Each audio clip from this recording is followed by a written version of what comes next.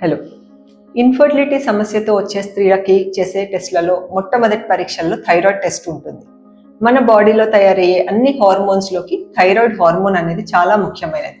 శరీరంలో దాదాపు ప్రతి ఒక్క సెల్ పైన థైరాయిడ్ హార్మోన్ పనిచేస్తుంది. థైరాయిడ్ గ్లాండ్ పనితీరులో తేడా వచ్చినప్పుడు హైపోథైరాయిడిజం, హైపర్ థైరాయిడిజం, గాయిటర్ ఇటువంటి సమస్యలన్నీ రావచ్చు. హైపోథైరాయిడ్ అంటే థైరాయిడ్ హార్మోన్ తక్కువగా ఉందని.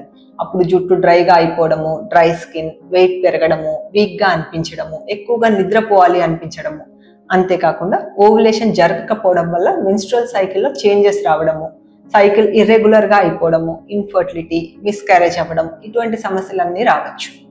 హైపర్ థైరాయిడిజం అంటే ఎక్కువ థైరాయిడ్ హార్మోన్ బ్లడ్లోకి రిలీజ్ అవుతుంది అన్నట్టు. దానివల్ల ఆపోజిట్గా బరువు తగ్గిపోవడము, చేతుల్లో ట్రెమర్స్ అంటే వణుకు, స్ట్రెస్గా అనిపించడము, టెన్స్గా అనిపించడము, నిద్ర పట్టకపోవడము, ఎక్కువగా పీరియడ్స్లో బ్లీడింగ్ అవ్వడము ఇవన్నీ జరగచ్చు. తర్వాత వీళ్ళకు కూడా ఇన్ఫర్టిలిటీ సమస్య ఉంటుంది. ఈ పైన చెప్పుకున్న సిమ్టమ్స్లో ఏం ఉన్నా కూడా, అలాగే నెక్ స్వెల్లింగ్ కానీ, ఫ్యామిలీలో ఎవరికైనా థైరాయిడ్ సమస్య ఉన్నా, ఏమీ లేకపోయినా ఇన్ఫర్టిలిటీ సమస్య ఉన్నప్పుడు కూడా థైరాయిడ్ టెస్ట్ చేయించుకోవడం చాలా మంచిది.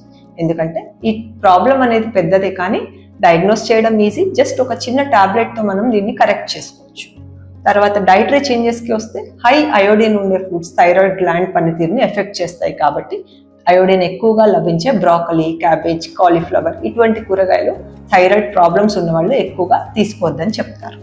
కొన్ని రకాల యోగాసనాలు కూడా థైరాయిడ్ గ్లాండ్ పనితీరుని సరిచేస్తుంది. కాబట్టి దీనికి సైంటిఫిక్ ఎవిడెన్స్ లేదు కానీ ట్రై చేసి చూడొచ్చు.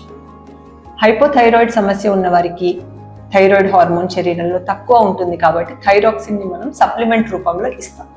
హైపర్ థైరాయిడిజం ఉన్నవారికి ఓవర్గా థైరాయిడ్ గ్లాండ్ ఎక్కువగా పనిచేసి థైరాయిడ్ లెవెల్స్ ఎక్కువగా ఉంటాయి కాబట్టి దాన్ని తగ్గించే ఇతర టాబ్లెట్స్ ఇవ్వాల్సి ఉంటుంది. అంతేకాకుండా ఎనీ థైరాయిడ్ ప్రాబ్లంలో మనం ఆటో ఇమ్యూనిటీ సంబంధించిన సమస్యలు ఉన్నాయా అని టెస్ట్ చేసి చూసుకోవాల్సి ఉంటుంది.